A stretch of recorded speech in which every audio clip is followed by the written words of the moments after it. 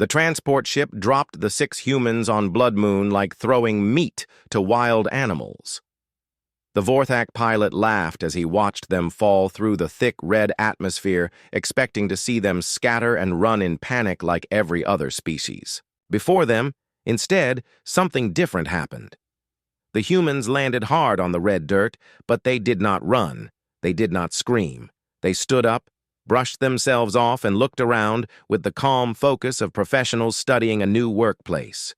Blood Moon was everything the Vorthak had promised. And worse, the sky was dark red like dried blood.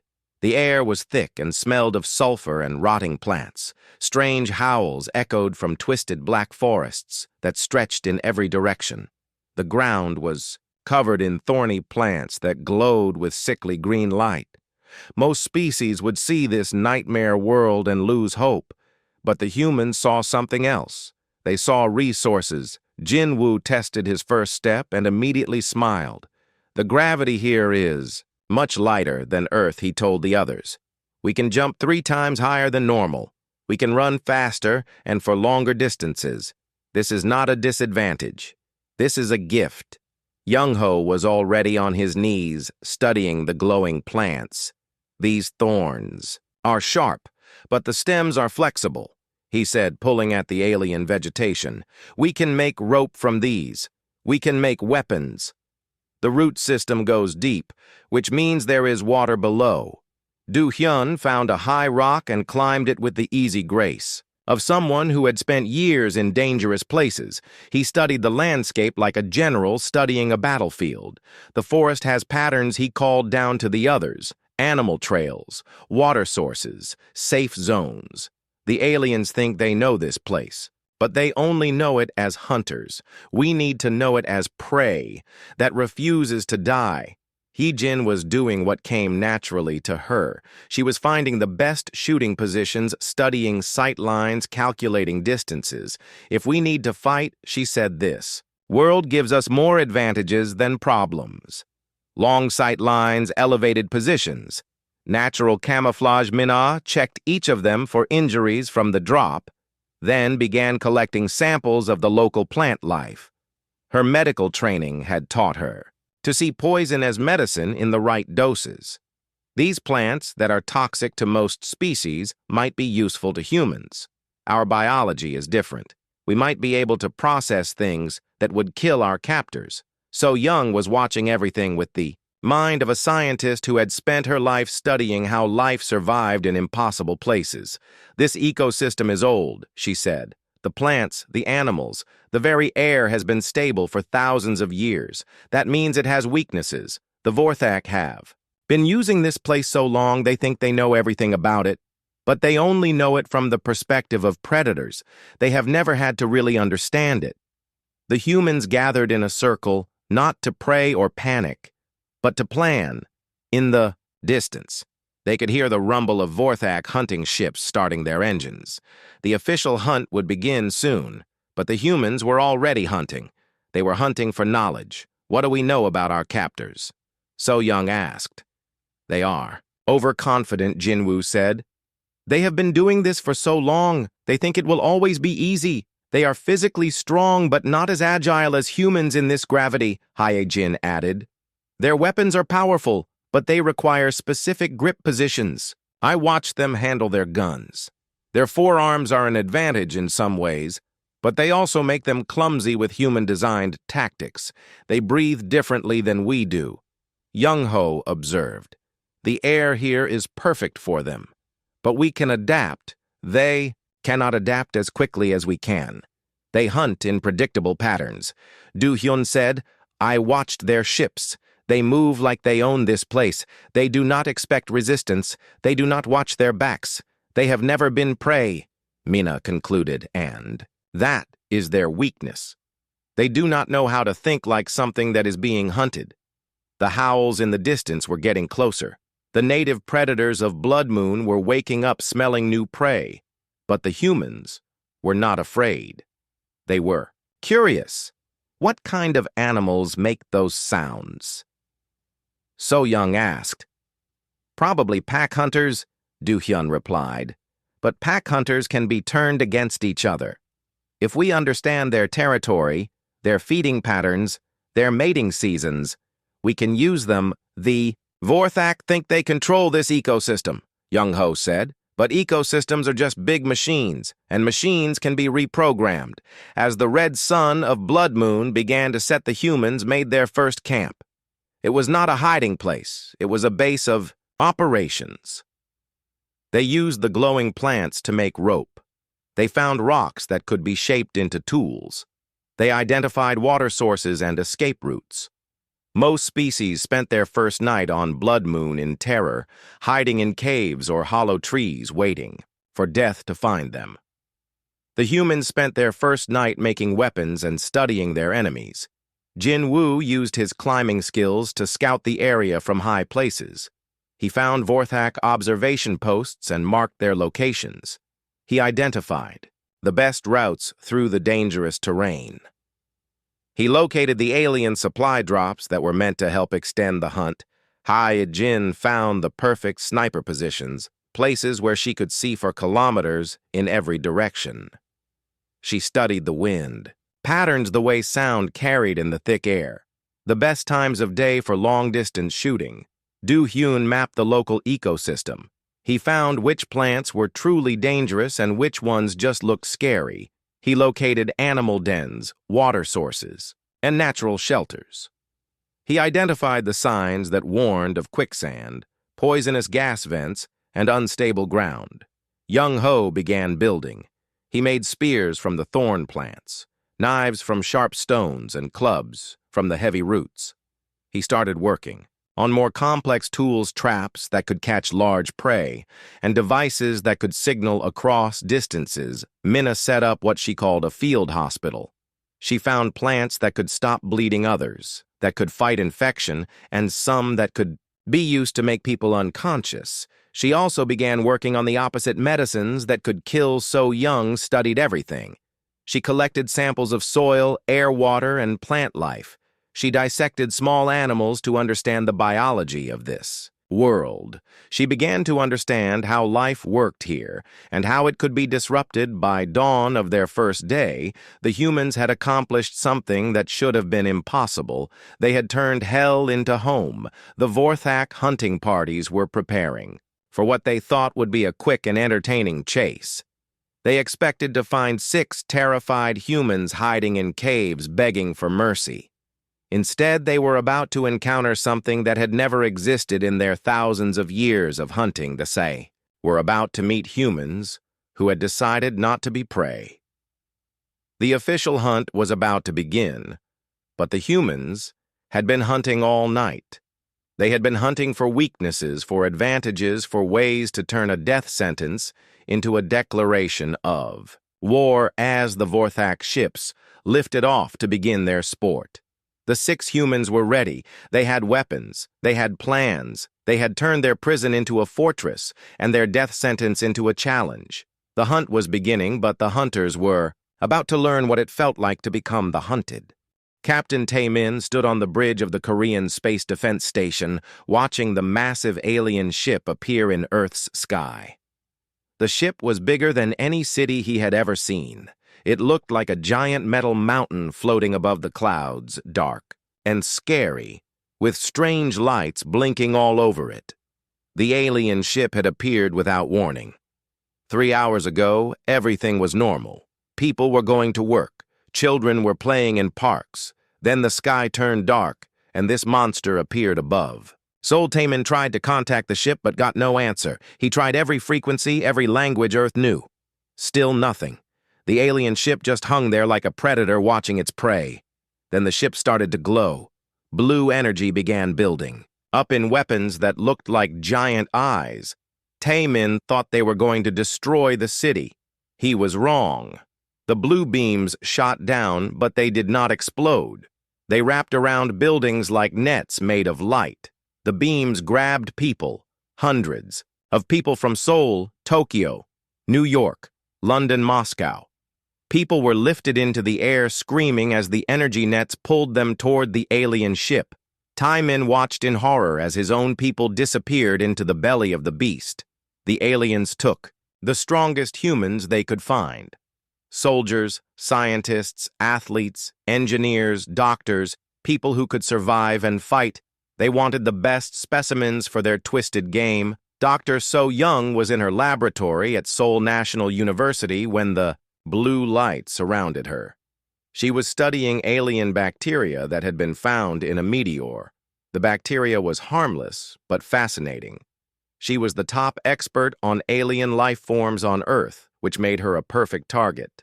The energy net felt like being wrapped in electric rope. It did not hurt, but she could not move. She floated up through the roof of her building past the windows of her office, where her coffee was still warm on the desk.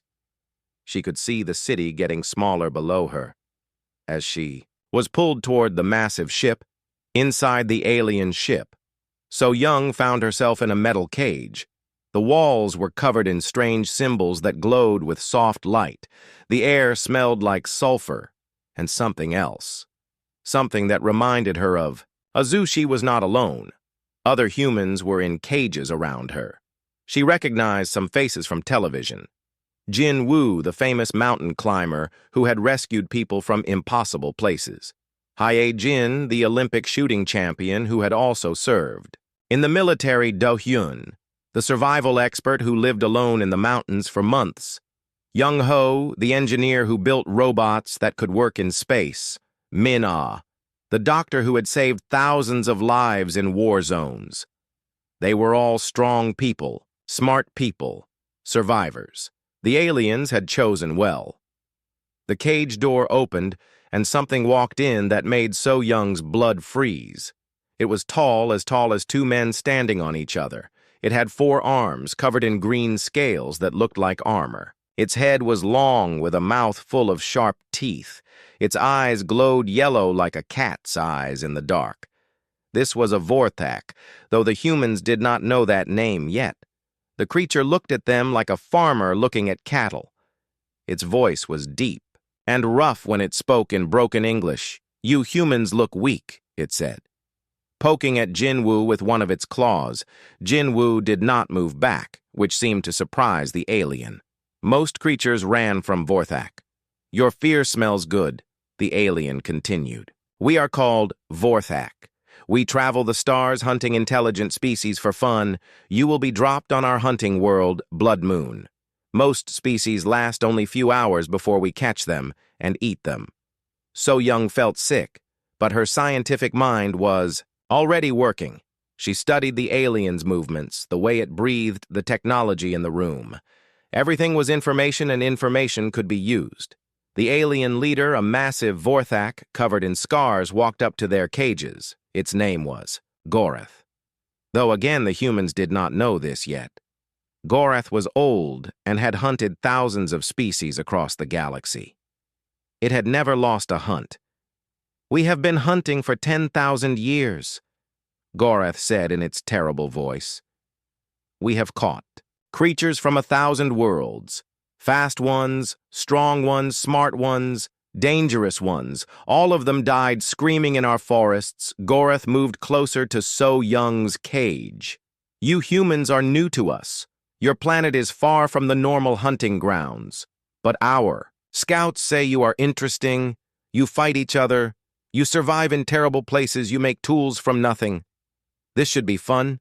The other Vorthak laughed a sound like rocks falling down a mountain.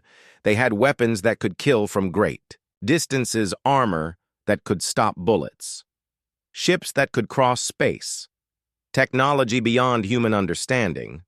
But they had made their first mistake. They thought they were taking prey. Instead, they had captured some of the most dangerous humans on Earth. People who had spent their lives surviving impossible situations. People who had trained to think under pressure. People who had learned to work together when everything went wrong. Jin Woo had climbed mountains that killed other climbers. He had rescued people from places where rescue should have been impossible. He knew how to stay calm when death was close. Ye Jin had been trained to kill from distances so far that her targets never saw her coming. She could hit a target the size of a idiot coin from a kilometer away. She had fought in wars and lived a Hyun had survived alone in places where most people would die in days. He knew how to find food, water, shelter. He could read the land like a book and move without making sound young-ho. Could build anything from scraps. He had made robots that worked in space machines, that worked underwater computers, that could think. He could look at alien technology and understand it. Min-Ah had saved lives in the worst places on Earth. She had worked in wars, famines, disasters. She could keep people alive when everything tried to kill them. She also knew how to kill when she had to. So-young knew more about alien life than anyone on Earth. She could learn how these creatures thought how. They lived how they could be defeated. The Vorthak saw 6 humans in cages. They thought they saw weak prey that would run and scream and die quickly. They did not see the team of apex predators they had accidentally assembled as their ship flew toward Blood Moon. The humans were already talking quietly, planning learning. Each of them had skills that alone might not be enough. But together, they were something the galaxy had never seen before. They were humans who had been pushed too far. Gorath made one more mistake that day. It decided to tell them about Blood Moon to make them afraid. The hunting world has gravity that is lighter than Earth. It said, "You can jump higher, but you will still die. The air is thick and hard to breathe. The plants are poison. The animals are hungry. The forests are dark and full of traps. We know every path, every hiding place. We will give you one day to run and hide. Then we will come for you with weapons and ships and hunting beasts. Most species beg for death. By the end, you will too." But the humans did not look afraid. They looked interested. They asked questions about the gravity, the air, the plants, the animals. They wanted to know about the forests, the paths, the hiding places. The Vorthak thought this was normal prey behavior, trying to learn how to survive a little longer. They did not realize the humans were making plans to turn their hunting world into something else. Plans to show the galaxy what happens when you hunt the species that had clawed its way to the top of the food chain on the most dangerous planet in the known universe. Earth had made humans into survivors. And survivors, when pushed into a corner, become something else entirely. They become the thing that nightmares fear, in the dark. 3 days had passed since the hunt began, and Gorath was starting to feel something he had never experienced before in 10,000 years of hunting: worry. The massive Vorthak stood in the command center of his ship staring at the tracking screens. That should have shown 6 dead humans by now. Instead, the screens showed nothing. The humans had vanished like ghosts. This is impossible. Gorath growled at his hunting teams. "How can 6 soft mammals disappear from our sensors? We have technology that can track a single heartbeat from orbit." His Lieutenant Kravex shifted nervously. "Most prey runs in straight lines until we catch them," he said. "But these humans, they move in patterns we do not understand. They appear in one place, then vanish, and appear somewhere else entirely." Worse things were happening on Blood Moon that made no sense. 2 of Gograth's best hunters had gone missing near the acid swamps. Their last transmission was a scream, then silence. When the rescue team arrived, they found empty armor and weapons scattered around what looked like a carefully planned trap. Another hunting party reported that their equipment had been sabotaged. Their energy weapons had been drained, their communication devices destroyed, and their hoverbike engines filled with a paste made from local plants. The 6 Vorthak in that team had to walk back to base camp through territory, filled with hungry predators. Motion sensors detected movement everywhere. But when hunting parties rushed to investigate, they found only empty forest and strange contraptions made from twisted metal and thorn plants. These devices made no sense to the Vorthak. They looked like art projects made by insane children, but they were not art. They were traps. Young Ho had spent 3 days learning everything he could about Vorthak technology. Every piece of equipment the aliens used had weaknesses. Their energy weapons needed rare crystals that could be damaged by certain local acids. Their armor was strong, but had joints that could be targeted. Their vehicles used fuel that burned very well when mixed with the right plant chemicals. He had built weapons that should not have existed on this primitive world.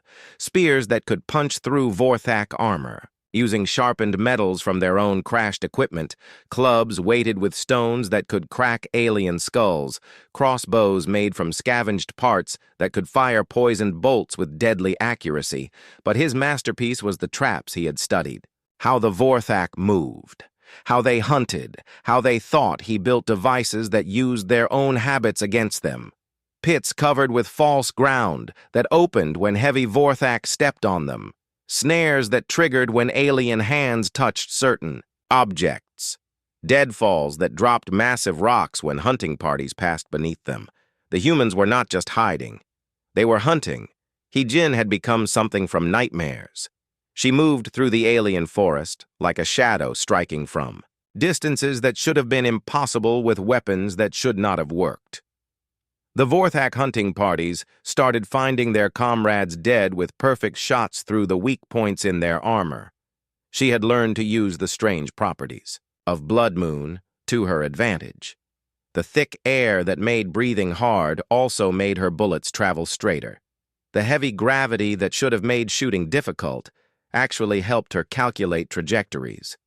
The alien plants provided perfect camouflage for someone who understood how to use them. The Vorthak began to fear the forest itself.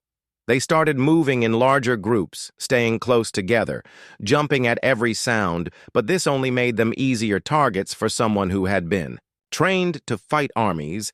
Dao Hyun had become the master of Blood Moon. He understood the ecosystem better than aliens who had been using this world for centuries. He knew which sounds meant danger and which meant opportunity. He could read the weather. Patterns predict the movements of local predators and find resources that others would miss. He led Vorthak hunting parties into quicksand that looked like solid ground. He guided them into valleys filled with poisonous gas. He herded dangerous local animals toward alien camps, then disappeared before the chaos began. His traps used the wildlife of Blood Moon as weapons, turning the entire planet against the hunters.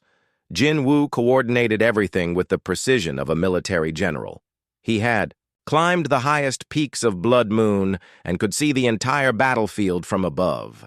He knew where every Vorthak team was located, what routes they would take, and how to position his people for maximum effect. He turned the humans' greatest weakness into their greatest strength. The Vorthak expected prey that would panic and make mistakes. Instead, they faced opponents who planned every move, who supported each other, and who treated this death match like a complex puzzle to be solved. Mina had become a master of biological warfare. She had learned which local plants were deadly to Vorthak physiology and which were harmless to humans.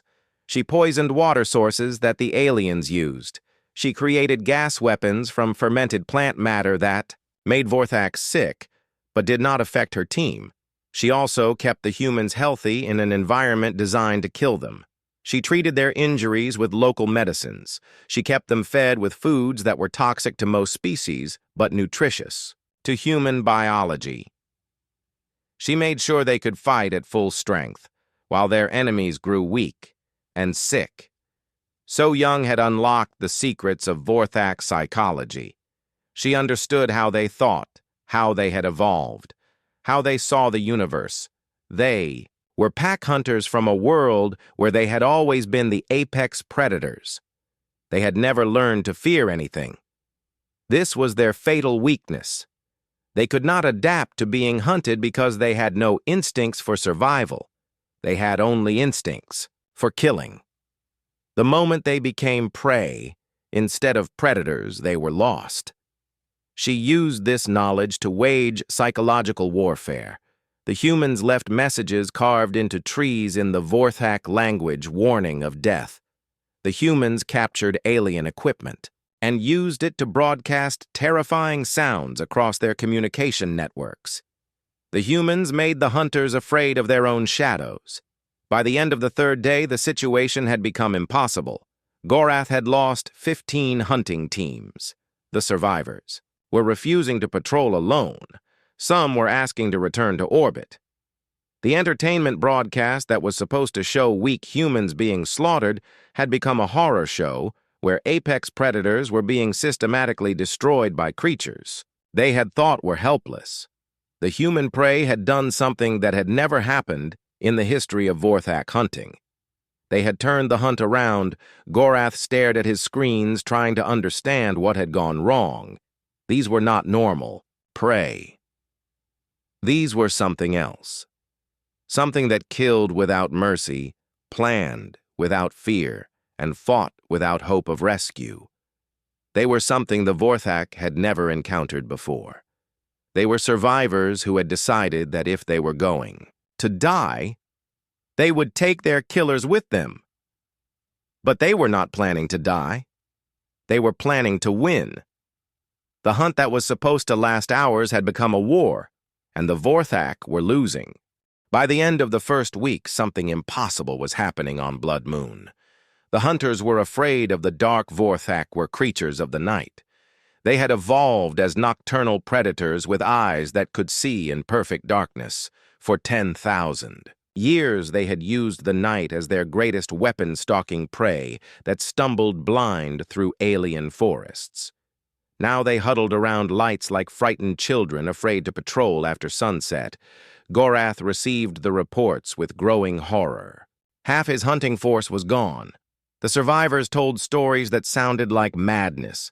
Tales of humans who moved like ghosts, who struck without warning, who seemed to know exactly where each patrol would be before the patrols knew it themselves. Found Kralix hanging upside down from a tree. One scout reported his throat had been cut with surgical precision. There was no blood on the ground. The killer had caught every drop. Another team found Vorthak bodies arranged in a perfect circle around. A campfire that burned with human symbols carved into the wood. The message was clear. This is our territory now. The psychological warfare was working better than So Young had hoped. The Vorthak were starting to see threats everywhere they shot at. Shadows. They called for backup when wind moved the trees. They abandoned perfectly good hunting positions because they heard sounds that might be human footsteps. But the humans were not just playing mind games, they were systematically destroying. The Vorthak hunting operation, Hyjin, had become death incarnate.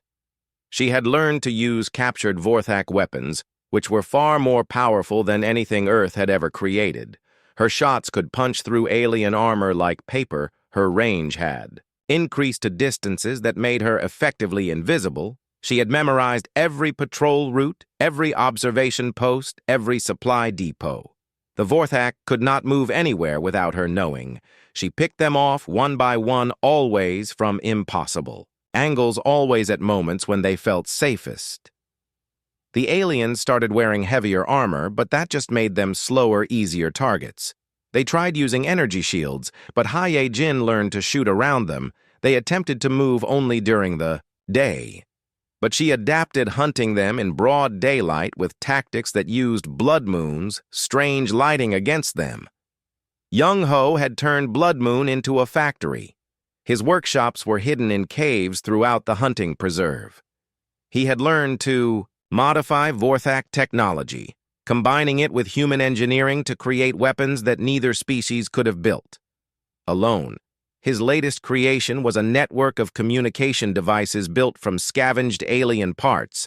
The 6 humans could now coordinate across the entire planet, talking to each other instantly, sharing information and planning attacks in real time. He had also built larger weapons, explosive devices that could destroy Vorthak vehicles, energy weapons that could bring down their aircraft, traps that could eliminate entire hunting teams at once. His engineering skills had turned the humans from prey into an army. Do Hyun had become the master of guerrilla warfare. He understood that the key to defeating a superior enemy was to never fight them on their terms. Instead, he used hit-and-run tactics that frustrated the aliens and wore down their morale. He would lead Vorthak teams into carefully prepared killing zones, then vanish before they could respond. He poisoned their food, supplies, sabotaged their equipment, and turned the local wildlife into weapons of war. The alien hunters found themselves fighting the entire planet. Most importantly, he had learned to think like his enemies. He could predict where they would go, what they would do, how they would react. This allowed him to stay one step ahead, always striking where they were weakest, always disappearing before they could strike back. Jin Woo had transformed the 6 humans into a military unit that functioned with perfect coordination. Each person had specific roles and responsibilities, but they all worked together like parts of a single organism. He had established supply caches throughout Blood Moon hidden bases where the team could rest, resupply, and plan their next attacks. He created escape routes that allowed them to move quickly across dangerous terrain. He set up observation posts that gave them complete knowledge of Vorthak movements. Under his leadership, the humans stopped thinking like individuals, trying to survive, and started thinking like a unit, trying to win. They shared resources, supported each other, and planned attacks that used all their skills together. Min-Ah had become a master of biological warfare, but also something more. She had learned to keep captured Vorthak alive long enough to interrogate them. The information she gathered was invaluable understanding, alien technology, psychology, and military organization. She had also developed medicines that could keep humans fighting at peak efficiency in an environment designed to kill them. Her knowledge of biology had become a weapon that struck at the very foundation of Vorthak's superiority. So Young had become the team's intelligence officer. She understood the aliens better than they understood themselves. She could predict their strategies, anticipate their reactions, and find weaknesses they did not know they had. She had learned that the Vorthak were not just hunters. They were entertainers. The hunt was being broadcast, live to their homeworld. Millions of aliens were watching, expecting to see humans die in amusing ways. Instead, they were watching their own people being systematically destroyed. This gave her an idea that would change everything. The broadcasts worked both ways. If the Vorthak could send signals to their homeworld, the humans could hijack those signals. They could turn the entertainment system into a weapon. They could use the aliens' own technology to send a message that would be heard across the galaxy. But first, they had to finish what they started on Blood Moon.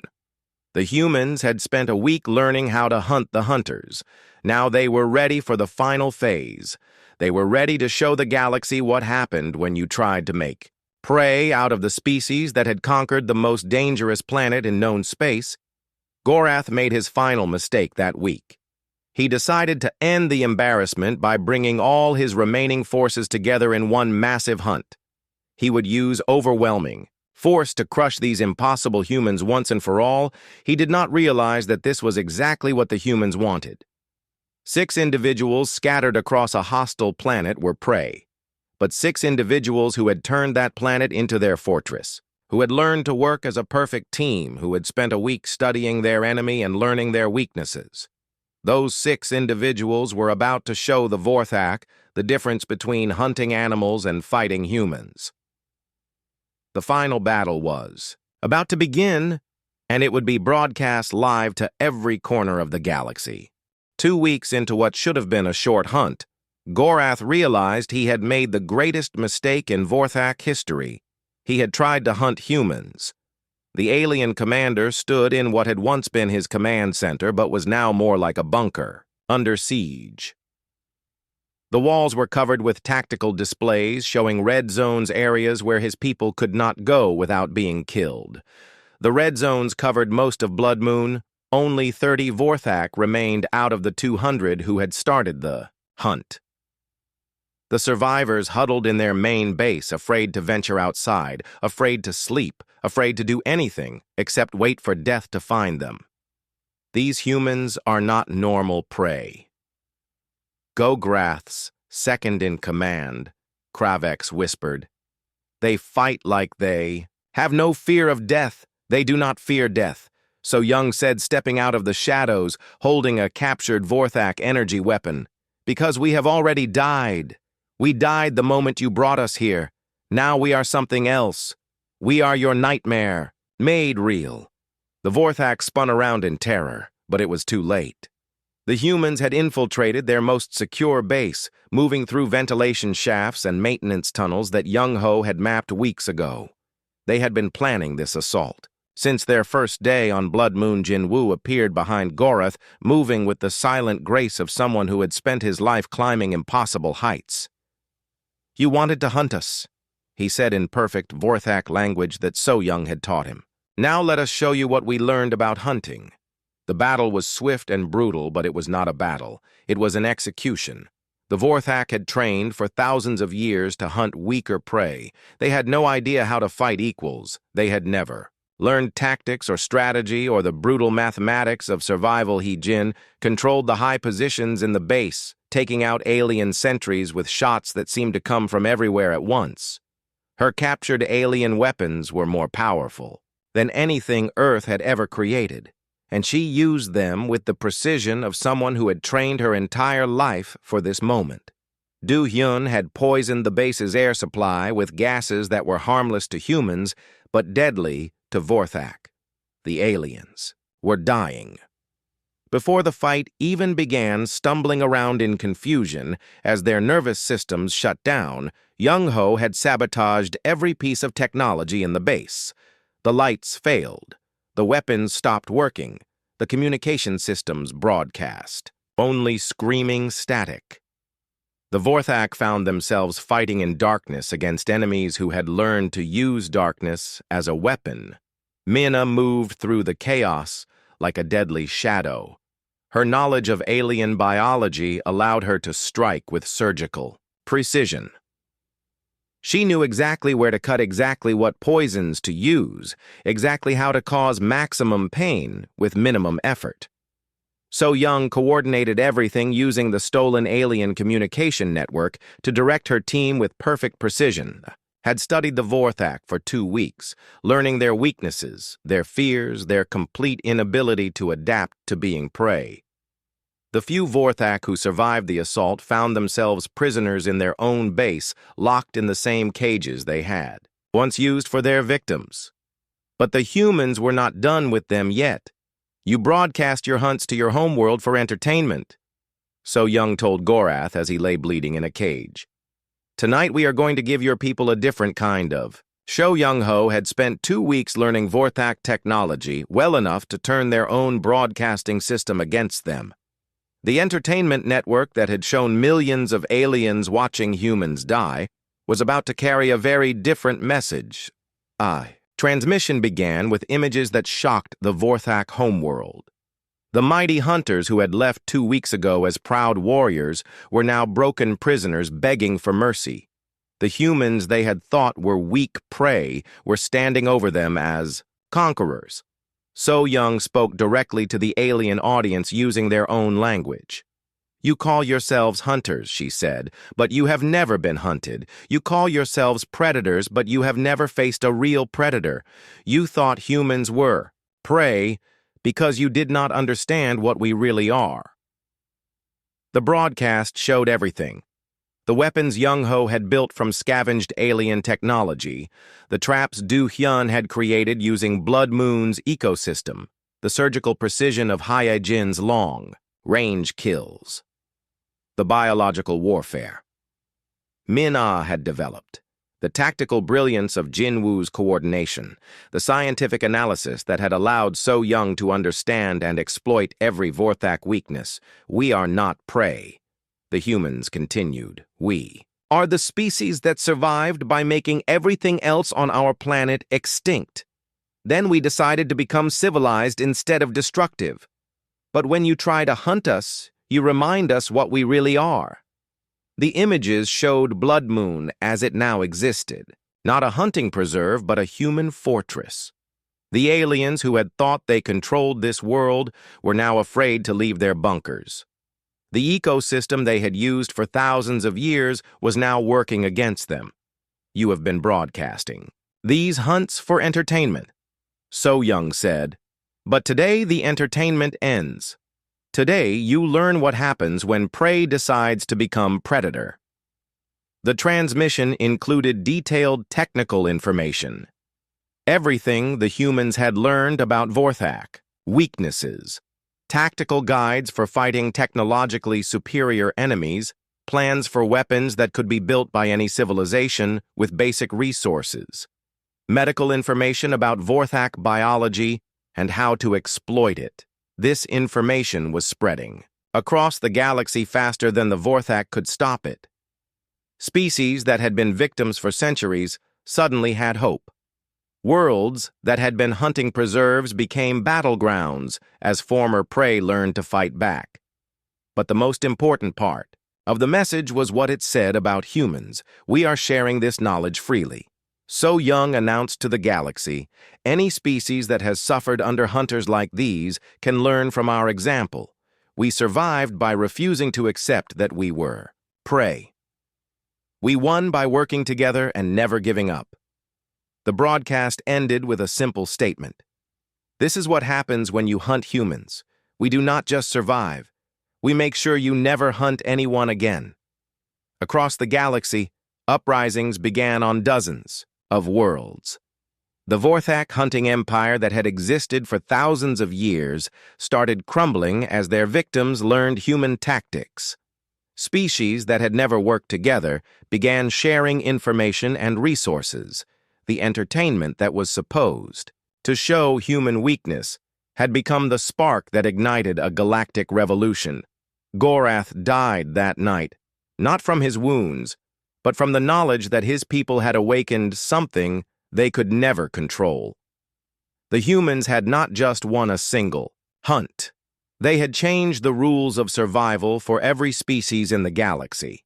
The 6 humans stood on Blood Moon, watching ships arrive from dozens of worlds, species that wanted to learn from their example, former victims who wanted to share their own stories, new allies who understood that the age of being hunted was over.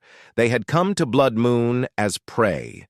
They were leaving as the teachers of a new kind of warfare, the warfare of those who refused to die. The rescue fleet from Earth arrived at Blood Moon 3 weeks after the hunt began.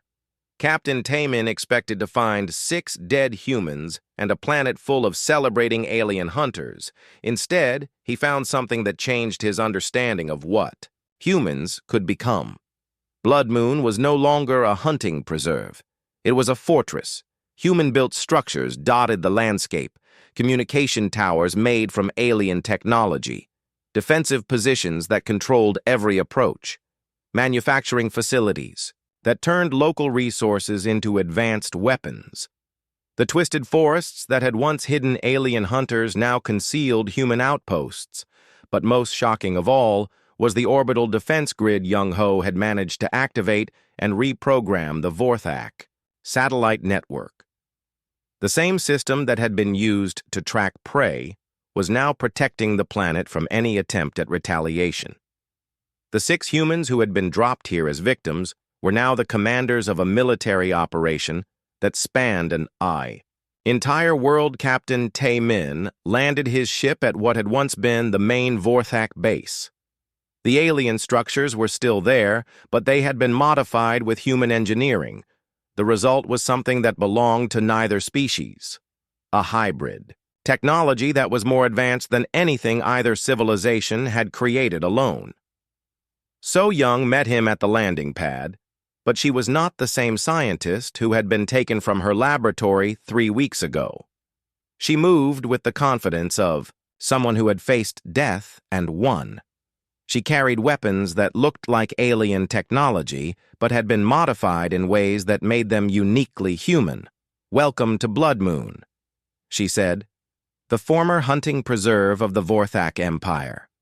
"Where are the aliens?" Captain Taemin asked, looking around at the empty base. The survivors are in holding cells awaiting trial for crimes against sentient species. So Young replied. The others died when they tried to hunt the wrong prey. Captain Taemin had seen. The broadcasts, like everyone else in the galaxy, the impossible videos of 6 humans turning a death sentence into a victory, but seeing the results in person was different. This was not just survival. This was conquest. How did you do this? He asked. We remembered what we are. So Young said, we are the species that survived the Ice Age by hunting mammoth. We survived plagues that killed millions by adapting and working together. We survived wars by becoming better at war than our enemies. When the Vorthak tried to hunt us, they reminded us of something we had almost forgotten. What was that? That we are the apex predators of the most dangerous planet in known space.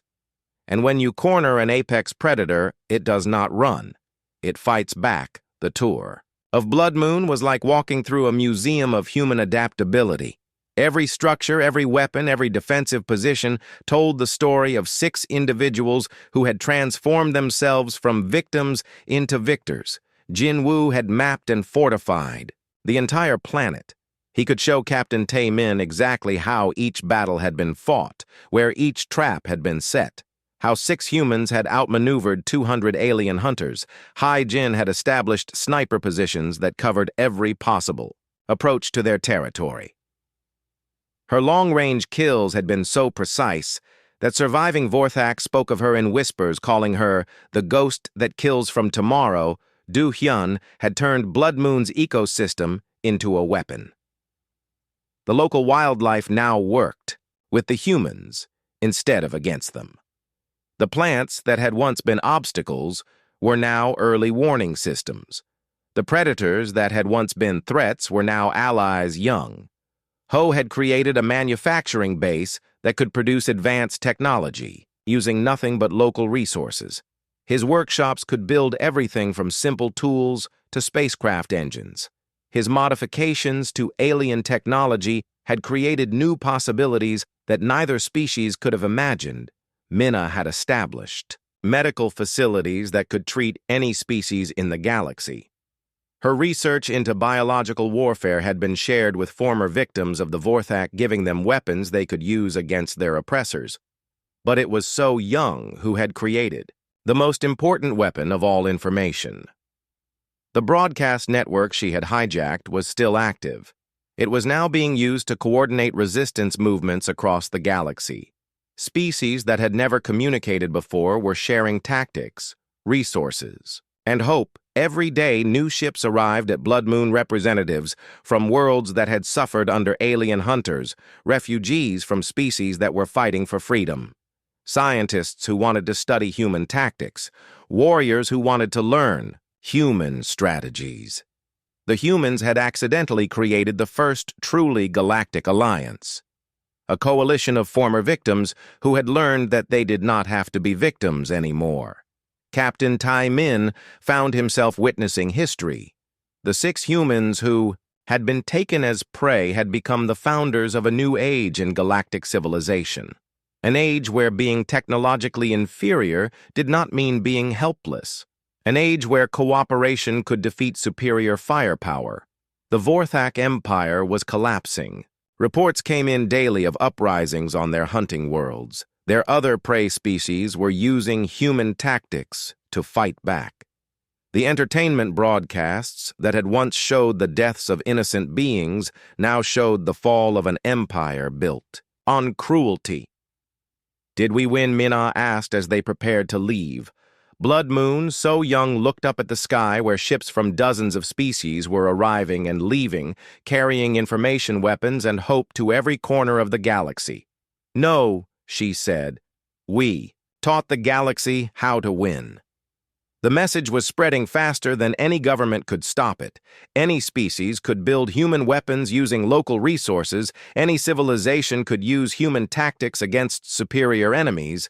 Any group of individuals could learn to work together to defeat impossible odds. But most importantly, any prey could learn to become predator. The Vorthak had made their final mistake when they chose to hunt humans. They had awakened something that had been sleeping in the depths of space. The knowledge that survival was not about being the strongest or having the best technology. Survival was about refusing to give up, adapting to any situation, and working together no matter what the odds. The 6 humans returned to Earth as heroes, but they carried with them something more valuable than glory. They carried proof that humanity's greatest strength was not their technology or their weapons. It was their absolute refusal to accept defeat. The galaxy would never be the same. The age of hunting intelligent species for sport was over. The age of cooperation and mutual defense had begun. And it all started with 6 humans who decided that if they were going to die, they would take their killers with them. They had been taken as prey, but they returned as teachers of the most important lesson in the universe.